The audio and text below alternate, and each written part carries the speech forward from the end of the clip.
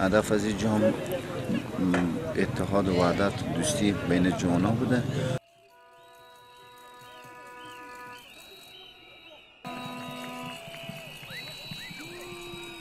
ورزش که است مایه سلامتی جوانان است که از هر نگاهی، از هر لحاظ جلوگیری از مواد مخدر، از جانشینی ها. گام ما امینه که میدون جور شوه لاولکاری بشه، بعد توپ و جال و همین چیزا ما زیاد کمبود داریم، چیزی نداریم. جنیه همکاری که از ممکنه خوش میشه.